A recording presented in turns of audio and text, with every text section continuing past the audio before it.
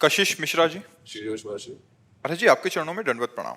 महाराज जी आपके सत्संग और एकांतिक में हमने सुना है कि आप बच्चापन से ही बड़े साहसी थे। आपने हर अनुकूल या प्रतिकूल परिस्थिति से लड़ा और उसे रौंद के आगे बढ़ने का प्रयास किया और घुटने नहीं टेके, चाहे कितनी भी कैसी परिस्थिति आए। महाराज जी हम कैसे हमारा दिमाग ऐसे बनाएं कि हर परिस्थिति से लड़ें और आगे बढ़ें जीवन में? असल बात भगवान ने सब करवाया, हमारी तो ताकत नहीं थी, भगवान ने करवाया, सब भगवान ने करवाया बच्चा। हम मतलब सच्ची कह रहे हैं, हम कोई भाव की बात नहीं कह रहे, हमसे भगवान ने करवाया। जब हमें अनुभव ही नहीं हुआ कि मैंने किया तो कैसे हम कह दें मैंने किया? मेरे भगवान ने सब करवाया। मुझे कदम कदम पर वो आत्मबल देते गए, कदम कदम पर वो संभालते गए, वही सब संभालते, वही कुछ नहीं, केवल भगवान। भगवान वो जो चाहे वो करवा सकते हैं, जिससे चाहे उससे करवा सकते हैं, तो उन्होंने ये सब करवाया। हमारे बस की बात तो थी नहीं, हम भी मनुष्य हैं, हमारे बस की बात नहीं थी, भगवान ने सहाया। अब जैसे कई कई दिन भोजन नहीं मिला तो कभी घर की याद नहीं आई कि यार चलो घर एक बार तो जैसे भगवान रखे। कभी इतना भोजन मिल गया खूब डट के पा लिया, कभी ऐसे जीवन व्यतीत हुआ है। तो भगवान जैसे रखें वैसे बस रहने में। हमें तो कोई भी अनुकूल या प्रतिकूल परिस्थितियां, मन का कोई भी क्लेश होता है आपके समक्ष हम बता देते हैं, और आपने सारी व्यवस्थाएं खान पान की सबकी। महाराज जी आपके जीवन में तो बचपन से लेके कोई सानिध्य सुनने वाला ही नहीं था, किससे कहें? तो महाराज जी उस स्थिति में आप कैसे महाराज जी अपने आप को कैसे संभालते थे? भगवान, यही तो कह रहे उस समय भगवान अंदर से संभालते, तब भी महाराज जी दृढ़ आश्रय, बिल्कुल भगवान संभालते थे। जब हमें कभी शारीरिक पीड़ा पहुंचती तो गंगा किनारे थे, तो स्मशान में जब कुत्ते लाश नोच रहे होते उस समय दिखाते थे कि देख ये होता है शरीर की दुर्दशा, तो तू जीवित है, अभी नाम जप कर ले, भगवान का चिंतन, मरने के बाद तेरे शरीर की यही दशा होगी।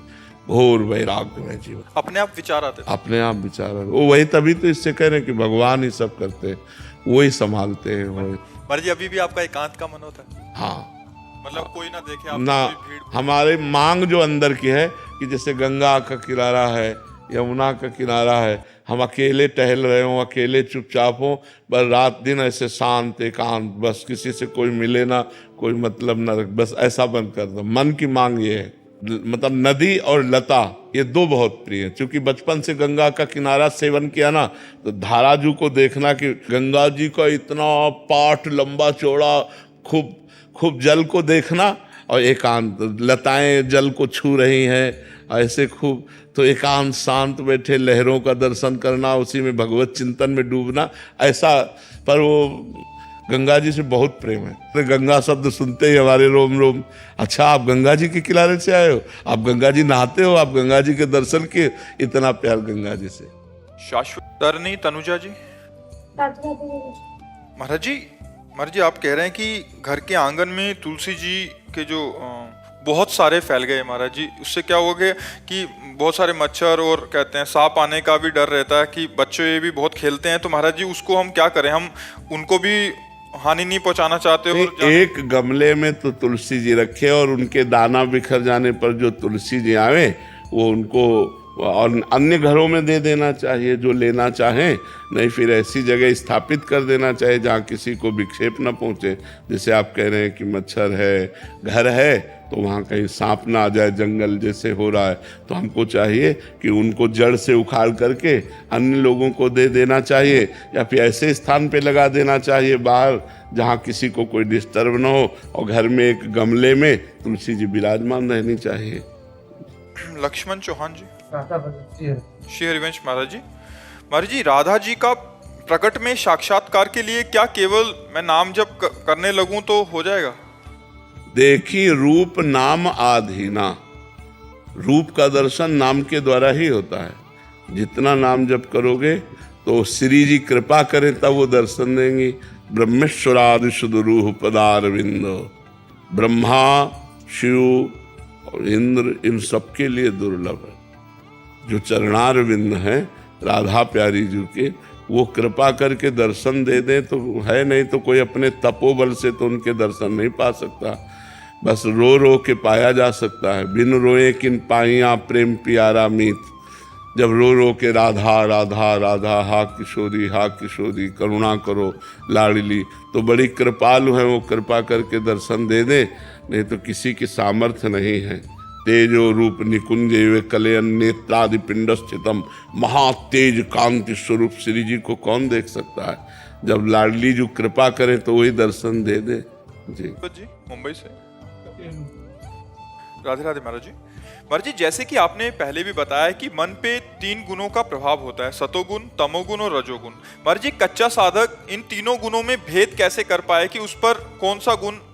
जिस समय हमारा मन करुणा से युक्त हो, भगवत चिंतन की तरफ इच्छा हो, संसार से वैराग्य की भावना हो, पवित्र विचार उत्पन्न हो रहे हो, इंद्रियों को भोगों का आकर्षण न हो, तो समझना चाहिए सतोगुण चल रहा है। शास्त्र स्वाध्याय में रति, भगवान के नाम गुण लीला में रति, परोपकार में रति, ये सब सतोगुण के लक्षण हैं। और जब इंद्रियों के भोगों की प्रबल लालसा हो, षड विकारों का तांडव अंतःकरण में हो रहा हो, काम क्रोध लोभ मोह मद मत्सर, धन प्रिय लग रहा हो, मान प्रिय लग रहा हो, तब समझना चाहिए कि रजोगुण बढ़ रहा है हमारे अंदर। और जब निद्रा, आलस्य, प्रमाद, हिंसा, द्वेष ऐसी भावनाएं प्रकट हो रही, तब समझना चाहिए तमोगुण बढ़ रहा है। लेकिन इन तीनों गुणों का अतिक्रमण करके गुणातीत होने के लिए भगवान का नाम गरज रहा है। यदि हर गुण की परिस्थिति में नाम जप करोगे तो गुणों पर विजय प्राप्त कर लोगे।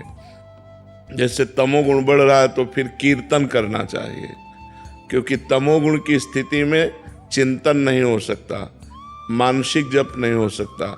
जब रजोगुण बढ़ रहा हो तो सत्संग सुनना चाहिए। बड़े बड़े महापुरुषों के वचनों का जब हम श्रवण करते हैं तो रजोगुण का नाश होता है। और जब सतोगुण बढ़ रहा होता है तो अपने आप भागवतिक प्रवृत्ति आती है।